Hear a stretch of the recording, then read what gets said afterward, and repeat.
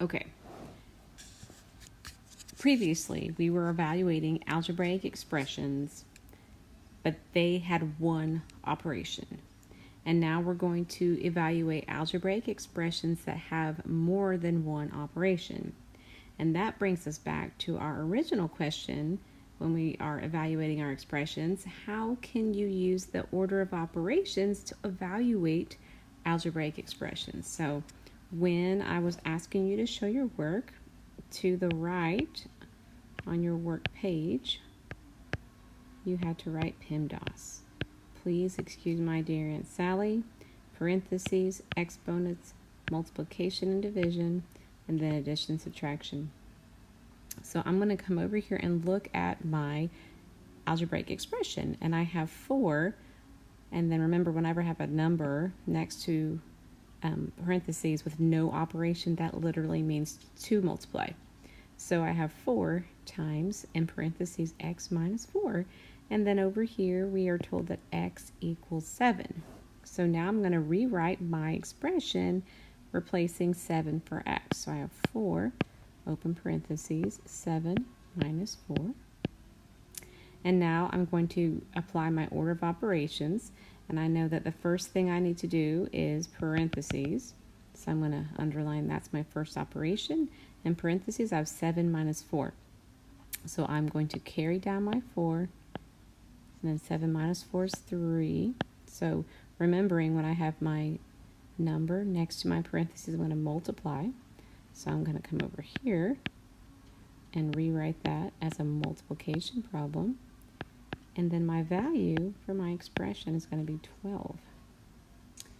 Going to our next example, we have what looks like our last one, but the difference is there are no parentheses here.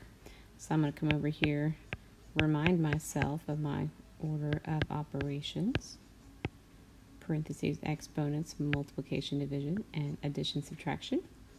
And I have 4x minus 4, and x is 7 again. So this time, my 4 next to my variable x, that still means multiply because I have no operation in between them. So I'm just going to put that in parentheses though. X equals 7, and then minus 4. Now that I have a value for x, I can evaluate or solve my expression. And I have to go in order of operations. Well, I have multiplication and I have subtraction. And when I look over at my PEMDAS, I see that multiplication right here comes before subtraction. So I'm going to do that first. So 4 times 7 is 28. And I'm going to carry down my minus 4. And then 28 minus 4 equals 24. And that's the value of my, of my expression. Now please note the difference in this one, because I did not have a parentheses, so that did change the outcome of my evaluation. Here's 24. And my first one, with my parentheses, my outcome was different. It was actually 12. So please pay attention to those parentheses. Let's look at another example. We have w minus x plus y. So again, I've got my PEMDAS going on.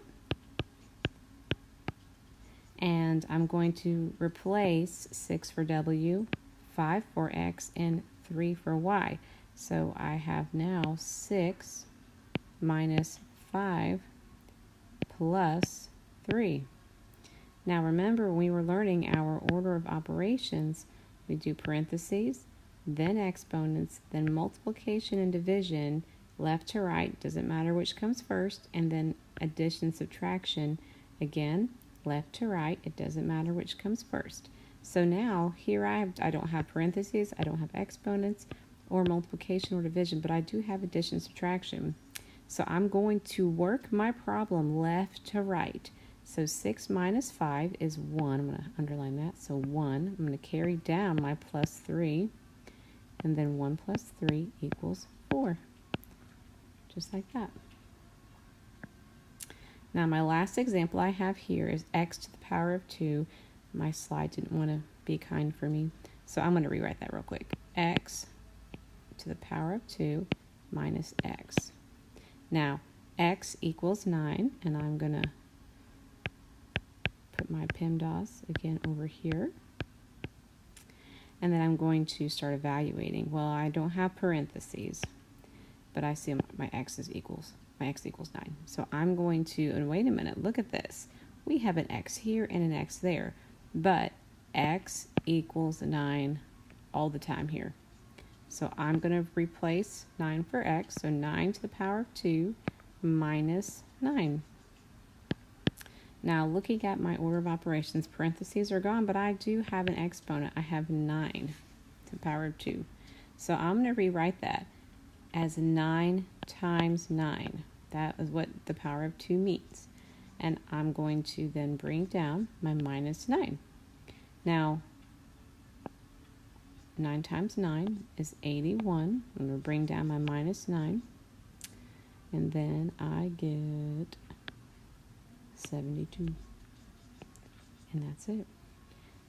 Now, below this short video, you're going to find more practice problems to do.